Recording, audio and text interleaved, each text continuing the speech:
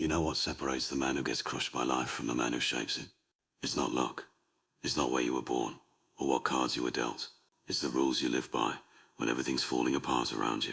See, most people think power comes from money, or position, or having the right last name. They're wrong. Real power, the kind that can't be taken from you, lives here, in how you think, in how you move. When everyone's watching and betting, you'll break. I've walked through fire more times than I care to count. Built something from nothing, in a world designed to keep people like me down. And here's what I learned. Weakness isn't about physical strength. It's about lacking a code. When the pressure's on, it's making the same mistakes. Because you never sat down and decided who you actually want to be. Every powerful person I've ever met, and I've met plenty, they all follow certain rules, not written in some book, carved into their bones through experience and pain. Today, I'm giving you 6 of them. The ones that transformed me from a small-time soldier into someone who couldn't be ignored. Pay attention. The first rule I'm going to tell you about, it changed everything for me. Control your emotions, or they'll control you. Now listen carefully, because this isn't about becoming some cold, unfeeling machine. That's not power. That's just being dead inside. What I'm talking about is understanding that your emotions, anger, fear, excitement, all of it, they're information. They're signals. But the moment you let them drive the car, you've lost.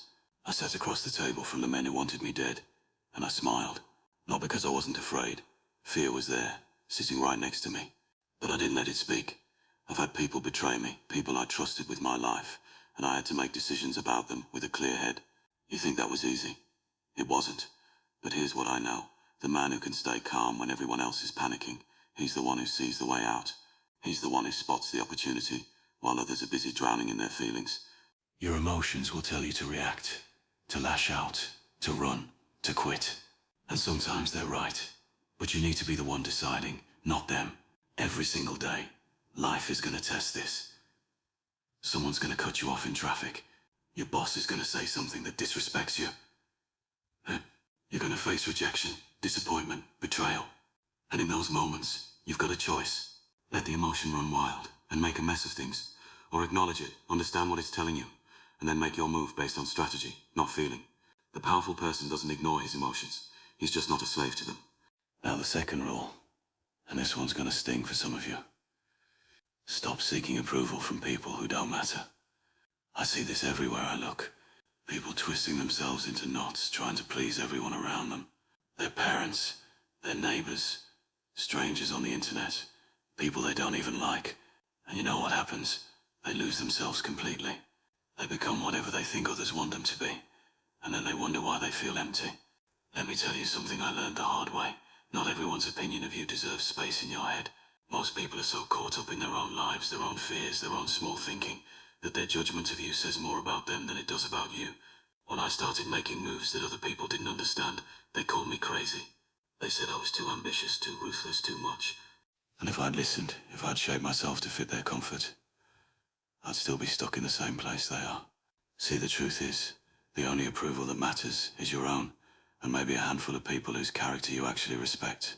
Everyone else, they're spectators, and you don't live your life for spectators. You live it for yourself. This doesn't mean you become arrogant or dismissive. It means you get clear on your values, your vision, and you stop letting people who aren't walking your path tell you how to walk it. The powerful person knows that trying to please everyone is a guaranteed way to please no one, especially not yourself. Rule number 3 is about action, and this is where most people fall apart. Stop overthinking and start moving. I've watched brilliant people, truly intelligent people, paralyze themselves with analysis. They want to have every detail figured out before they take the first step. They want guarantees, they want certainty. And while they're sitting there thinking someone else with half their talent is out there doing learning, adjusting and winning. Look, I'm not saying be reckless. I'm not saying ignore strategy. What I'm saying is that thinking without action is just daydreaming. You can plan the perfect business, the perfect life, the perfect move, but until you actually do something, it's all just noise in your head. I've made decisions with incomplete information more times than I can count. Sometimes they worked out exactly as I hoped. Sometimes they didn't. But you know what? Every single one of them taught me something. Every action, even the ones that failed, moved me forward in ways that sitting still never could. Fear disguises itself as caution. It tells you to wait, to prepare more, to think it through one more time. And before you know it, Years have passed, and you're still at the starting line. The powerful person understands that you don't need to see the whole staircase to take the first step. You just need to trust that you're capable of figuring it out as you go, because that's what you'll do. That's what humans do. We adapt. We learn. But only if we're actually in the game. The fourth rule is something I had to learn through bitter experience. Protect your energy, like it's the most valuable thing you own, because it is. Your time, your attention, your mental space. These aren't unlimited resources, but most people act like they are. They say yes to everything. They surround themselves with people who drain them. They consume content that makes them anxious, or angry, or depressed, and then they wonder why they feel exhausted all the time. I used to think strength meant powering through everything, never saying no, always being available. That's not strength. That's a slow suicide. Real strength is knowing when to walk away.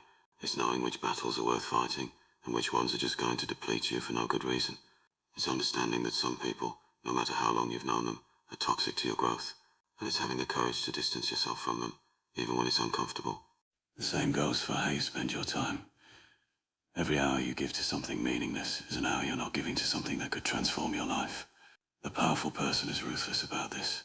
He cuts out what doesn't serve him, not out of cruelty, but out of clarity, because he knows that to build something significant, to become someone significant, he needs every ounce of energy he can muster, and he's not going to waste it on people or things that don't deserve it. Rule 5 is about loyalty, but not the way most people think about it. Be loyal to your vision before you're loyal to people.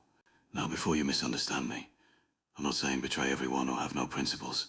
What I'm saying is this. People will try to keep you small because your growth makes them uncomfortable. Family will tell you to play it safe. Friends will question why you're changing. Partners will ask you to choose between them and your dreams. And if you put their comfort above your calling, you'll resent them for the rest of your life. I've had to make hard choices. I've had to leave people behind who couldn't come where I was going. Not because I didn't care about them, but because I cared more about the man I was becoming and the legacy I was building. True loyalty to others starts with being loyal to yourself and your purpose. When you betray your vision to please someone else, you're not being kind, you're being weak. And eventually you'll hate them for it, even though the choice was yours. The powerful person understands that the greatest gift he can give to the people he loves is to become the fullest version of himself. Sometimes that means walking alone for a while. Sometimes it means disappointing people who want you to stay the same. But in the long run, it's the only way to build something real. And the sixth rule, the one that ties everything together, embrace discomfort as the price of growth. Everything you want is on the other side of something that scares you or challenges you or makes you want to quit. That's not a bug in the system. That's the system. Growth doesn't happen in comfort. It happens when you're stretched beyond what you think you can handle. I've had guns pointed at me. I've lost people I loved. I've failed spectacularly in ways that should have destroyed me. And every single time I had a choice. I could retreat back into what was safe and familiar, or I could lean into the discomfort and see what I was really made of.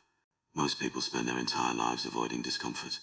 They take the easy path, the comfortable job, the familiar relationship, even when they know it's not making them happy. And they tell themselves they're being smart or practical. But what they're really being is afraid. The powerful person makes peace with discomfort. He expects it. He even welcomes it, because he knows it's a sign he's pushing into new territory. Every time you choose the harder path, the conversation you're afraid to have, the risk you're not sure you're ready for, the change that terrifies you, you're building the kind of strength that nobody can take away. So stop waiting for it to get easier. It won't. Start getting stronger instead.